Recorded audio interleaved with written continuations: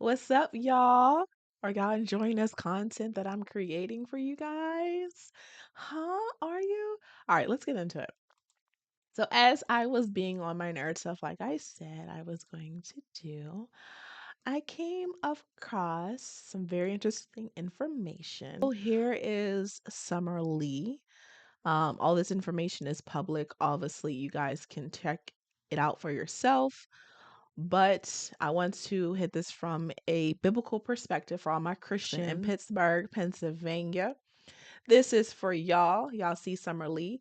For those who do not know, I'm born and raised in Pittsburgh, Pennsylvania. I graduated from Woodland Hills Senior High School, which Summer Lee also graduated, I believe, in '06. She actually spoke at our graduation, June 2028, if those who watched this graduated with me. But it was very interesting as I was reading just like what her issues and what she endorses and what she doesn't endorse. But as I was researching like her endorsements, I came across another young lady who also went to Woodland Hills High School. I think she graduated in '07, which is Sade Jones here. And then a lot of us know Ed Gainey. I don't know him personally, but I do know of her. We obviously had conversations and classes together. And then Summer Lee, I do not know personally. But I will say this about Summer Lee that when I went to Mount Eric Baptist Church, Pastor William Curtis brought her into service, I think about like the fall 2019. And she sat in service and he endorsed her. Um, in service. So that was interesting, knowing that her issues are literally contradicting to what our Christian faith beliefs are. But as I was reading, I thought this was very interesting on her stance on abortion because we all obviously the left, is leading with reproductive rights, aka murdering your babies. And obviously there are some circumstances where women needs to be put on birth control to alleviate the severity of their menstrual cycles. I get that, but this is not what we're talking about. They're advocating abortion, and she specifically says it in her statement here. Now, let me just also say this. This is nothing, I have nothing against Summer Lee personally. I don't even know her personally. I just know of her and people who know her and graduated with her. So this is nothing personally against her. I do agree with some of the things that she is saying, and I will show some videos that, I agree to a certain extent of what she's saying. But when it comes to my faith, my biblical beliefs, biblical principles, I stand 10 toes down on my biblical principles and my Christian faith before anything else. So here she says, she talks about obviously the violence in schools. I agree with that, completely agree with that. She makes a comment saying that Judge Kakmarcus, I don't know, probably butchered the name, I don't know, stands up and forced birth by outlawing abortion pills nationwide. Now, this is my thing with the Democrats and those who think like them. No one is making the statement about contraception. No Right. one's talking about that. No one's, speaking up against these contraceptions that the government is pushing that is causing a lot of health issues with young women. I was one of them. You know, I received blood clots from birth control from Planned Parenthood. So, we have to understand that it's way deeper than just abortion, right? We have to get to the root of the issue, and a lot of people just want to gloss over the root of the issue, which is your choice to lay down and to have sex or not. Ultimately, your choice begins in the bedroom. Ultimately, your choice begins in the bedroom.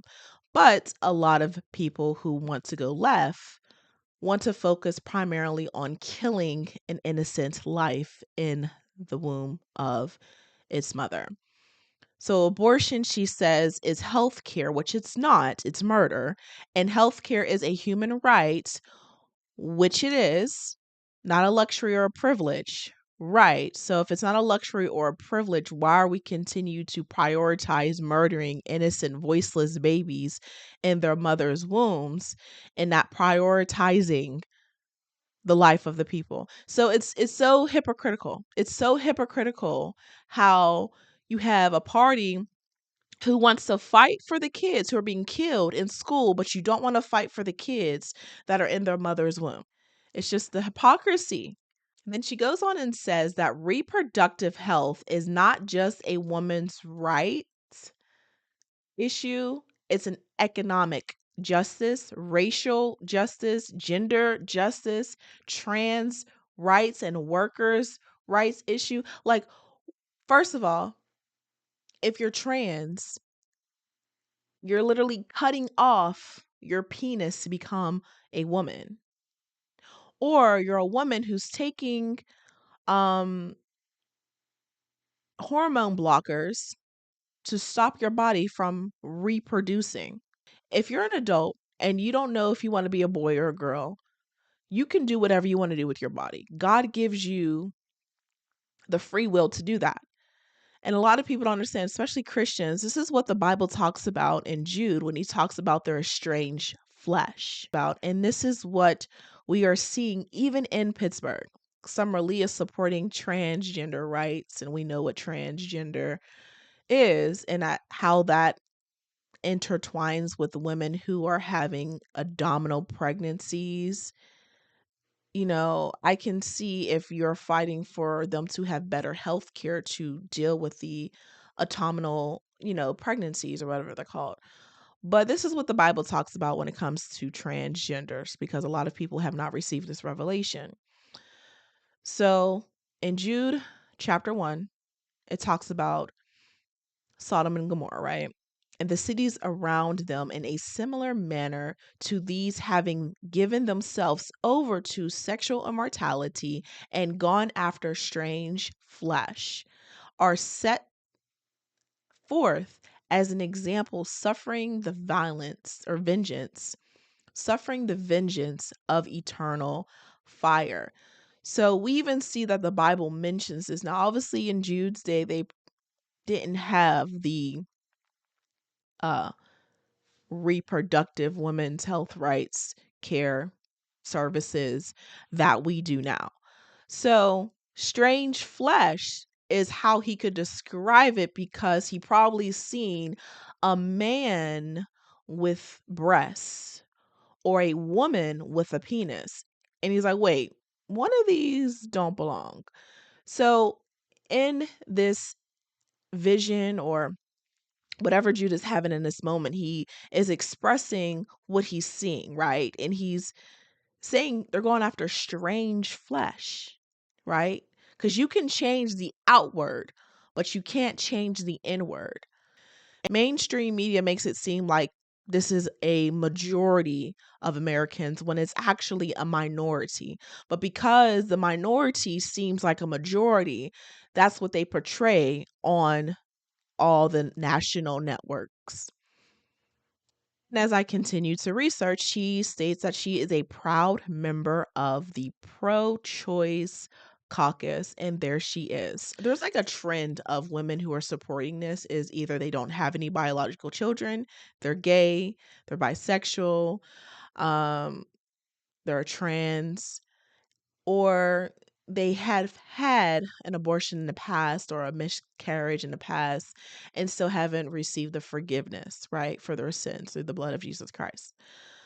And they're still dealing with the shame, the guilt, the condemnation of that because they're not in Christ and Christ is not within them. So this is way more deeper than what, us fighting for the voiceless babies being murdered in their mother's wombs.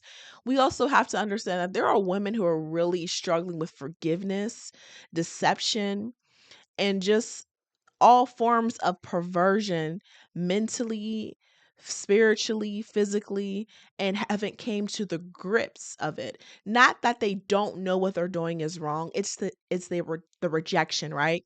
The Bible talks about, for my people perish are destroyed because of the lack of knowledge, because they reject the knowledge. So they have knowledge, they have a conscience, right? They know what's good and what's evil. They know what's moral and what's immoral. But they choose to reject that because the paychecks keep flowing in. And it is what it is. So listen to Summerlee as she expresses the hypocrisy is not lost on the world. Mr. Speaker, I rise today to express my outrage. Gaza has been decimated by the Israeli military using weapons provided by the United States. Over 39,000 Palestinians, mostly women and children, have been killed, and more are being killed every day. Most homes, most infrastructure destroyed. And yet, what do? We welcome Netanyahu, the person responsible for this to address Congress with open arms. As a student of history and as a Black woman in this country, I'm keenly aware of the role that this very body has played in the marginalizing of Black and brown folks domestically and abroad. This is why I refuse to remain silent. When Putin commits war crimes, we condemn him. When Netanyahu commits war crimes, we give him excuses and bombs. This hypocrisy is not lost on the world. Americans are less safe, and our standing in the world is greatly diminished because of our inability to remain morally consistent. Years from now, this body will be ashamed of its actions. The large majority of our constituents are ashamed today. It's well past time that we stop this moral inconsistency and start working towards a just and lasting peace for all in this region. Thank you, and I yield. All right, so she obviously has some point. There is hypocrisy when it comes to these wars, but she also has to understand and educate herself on who's causing this wars.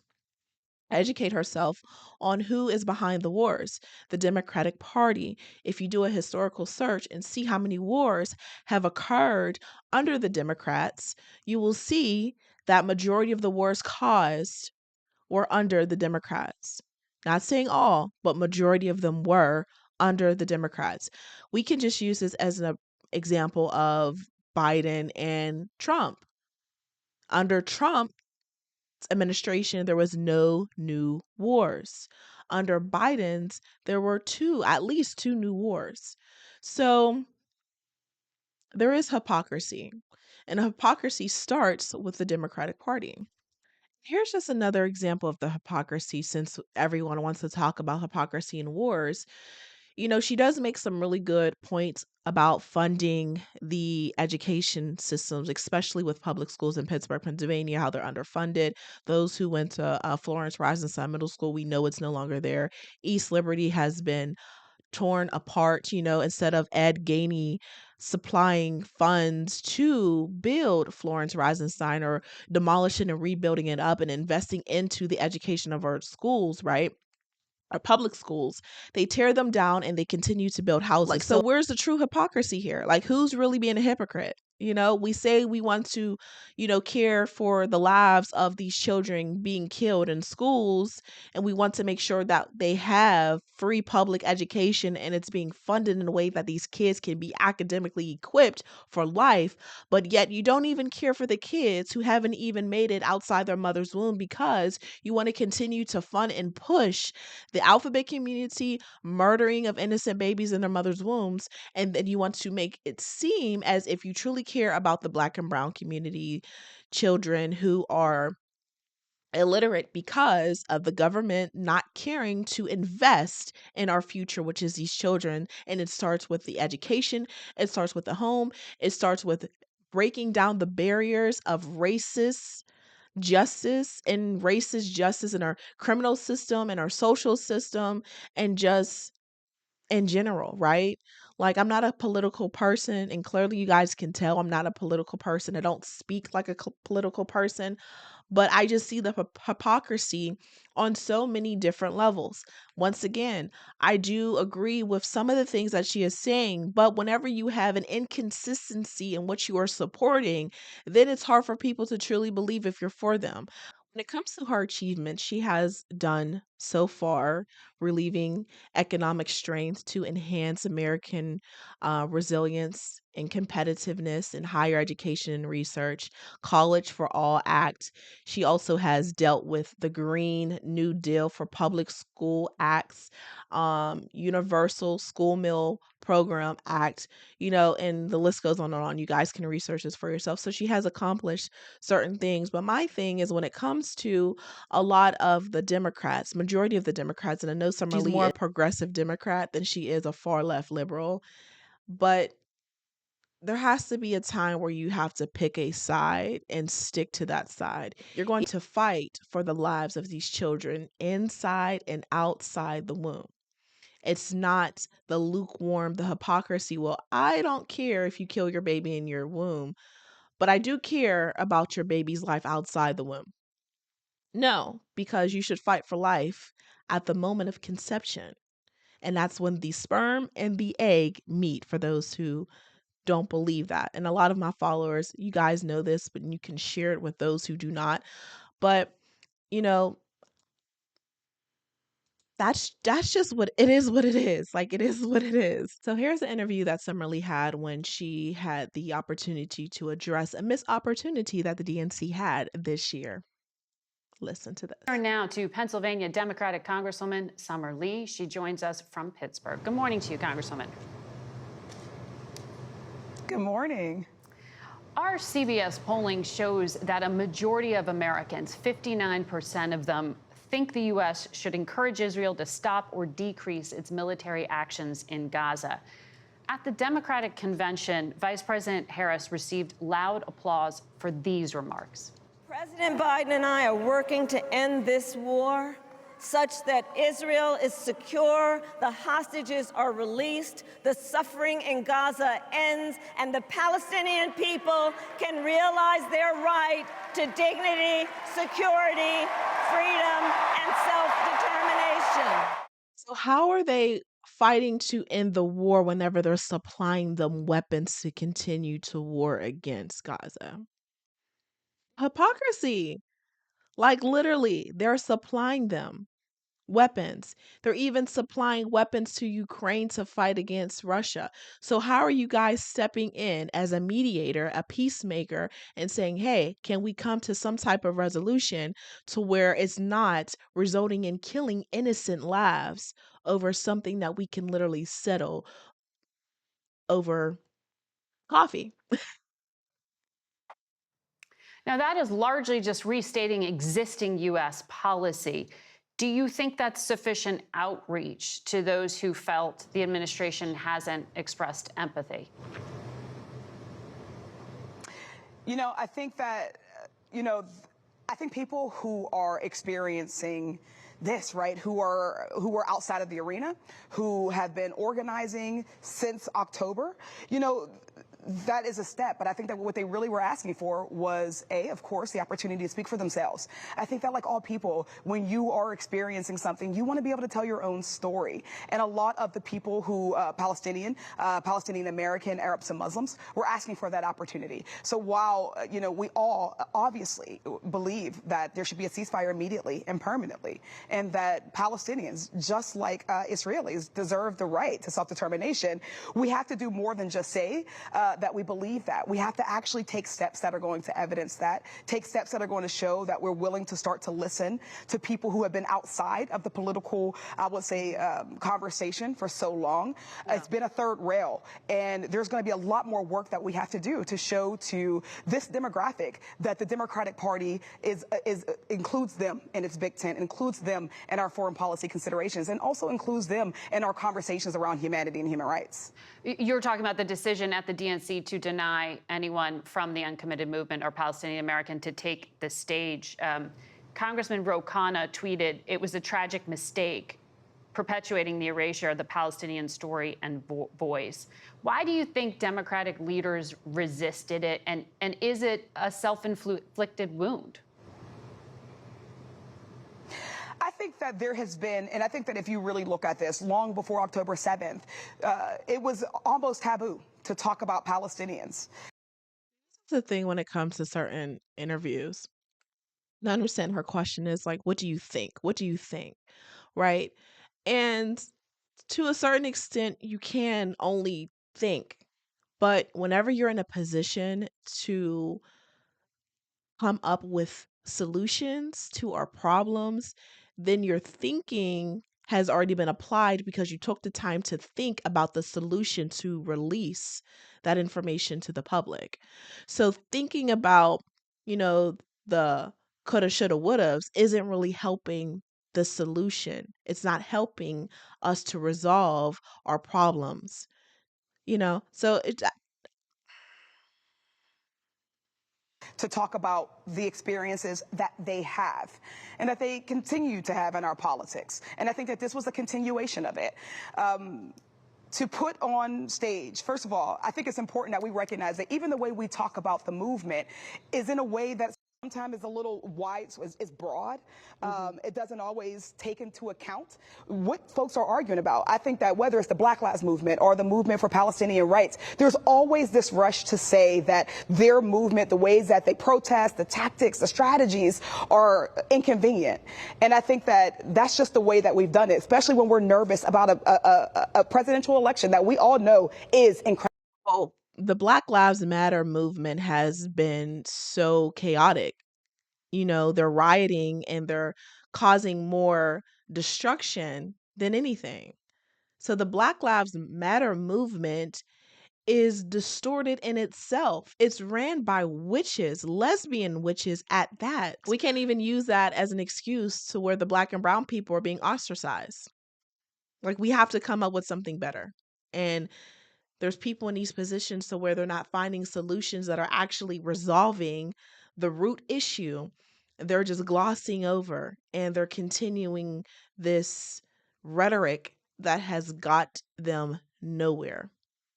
Incredibly important. Defeating Trump is the top concern. And that's another thing. They always want to defeat Trump. That's the top concern. She literally said it. Defeating Trump is the top concern. Not getting to the root issue, what's corrupting our system, should be the main concern. Not defeating Trump. And that's just let you know where most Democrats, whether they're progressive or liberal, most Democrats only care about winning. They don't care about the people. They don't care about the true issues of the people.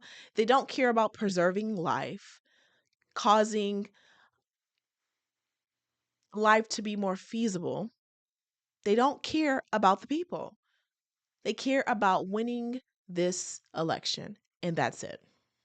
But we can do that, and we can also give space, create space for people, voices that are marginalized. We missed an opportunity to do that here. And in doing so, what we're essentially saying is that every Palestinian thinks the exact same way. They're focusing more on missing opportunities to speak on those immigrants whose voices are marginalized versus the voices within our own borders whose voices have been marginalized for decades, centuries. It's crazy how, like, Americans, politicians, specifically more on the left than the right, care more about the people that are not citizens of this nation than they do about the people who are citizens of this nation. That all folks who are protesting, who are voicing their concerns, are one group and not individuals, not all folks who are coming with different perspectives. I think that there was room and space to say that there is room in the Democratic Party for that particular perspective as well. This was a historic nomination of Vice President Harris as the first Black, first South Asian nominee of a major party. First of all, she's not even Black. She's chosen really not to talk about the historic nature of that. Do you think that she should? I think that it speaks for itself. I think that there is, zero chance that folks all across America do not recognize that she would be the first Black woman, the first South Asian woman in person to be not just our party's nominee, but hopefully our president. This is identity politics right here. Is identity politics, because we care more about the person's skin color than we do about their accolades, their accomplishments. So she really doesn't care about the Black and brown community, because as she was the Attorney General in California, she signed the truancy bill that led more African American parents in jail. So how does she truly care about the Black and brown community if she is supposedly Black? So to talk about it, it's almost a filler. I think that what they're doing and what they should be doing is talking about the issues. But let's find solutions to the issues, because talking about the issue isn't doing anything. Getting to the root of the issue, uprooting that thing, finding a solution to the issues is what we need to do, not just simply talking about issues that we already know exist, but yet delivering empty promises. Yeah. unique to women, black women, Asian women, but Yeah. actually the things that make her qualified for the job, Okay. her resume, the policies that bring Democrats to Yeah. to vote, on November 5th. Let's Those are talk things that we're about going to those need to focus things. on. We all know there's history here. Congresswoman, let's talk about those things on the other side of this next break. Stay with us. Yeah, let's talk about what she has accomplished because she really hasn't accomplished much for the Black community, if anything.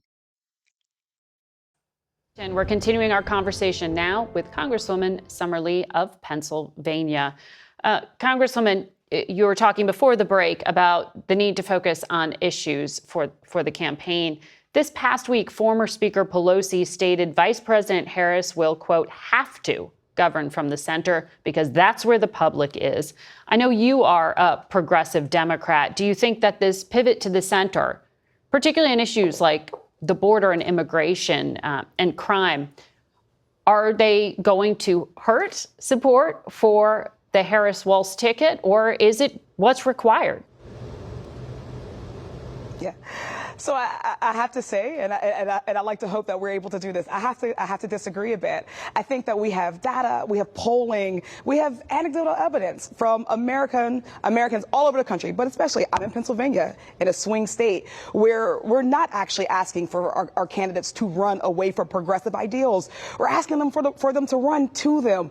There's this idea that to say that having health care or an equitable education or even talking about immigration reform in the border in a humane way is somehow to the left. But I think that that's what the average American wants. And I think that in very many ways, we've ceded ground to Republicans, especially around immigration. They have the tendency of talking about it in an incredibly fear-mongering and inhumane way. And I don't And warmongering. think that it's wise that we join them in that. I think people want to see us distinguish ourselves as a party. I think they want to see that we offer solutions for working class people, for marginalized people. And I think that we can do that vocally and proudly and still bring people to the party and not have them run away from it. Okay, so that means you disagree with the Harris endorsement of the bipartisan border bill, which was a fairly conservative bill.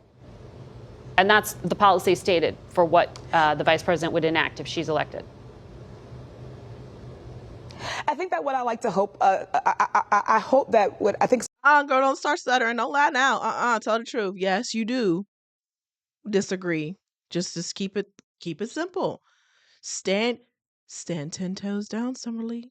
Don't you dare budge, girl. You better stand your ground. Don't you budge. So many of us want to see, and not just progressives, I mean, even just Democrats, is that we can recognize that we need comprehensive immigration reform, that there are millions of folks in America who are impacted by this, folks who want to come here for a better life, who are looking for opportunities, and they are finding that the pathway, the window to achieving those opportunities is shutting, not opening. We know that in the past, there were systems in place that created an easier path. That's not true because there's a lot of immigrants, illegal immigrants, who are receiving more government funding than the citizens. We've seen this.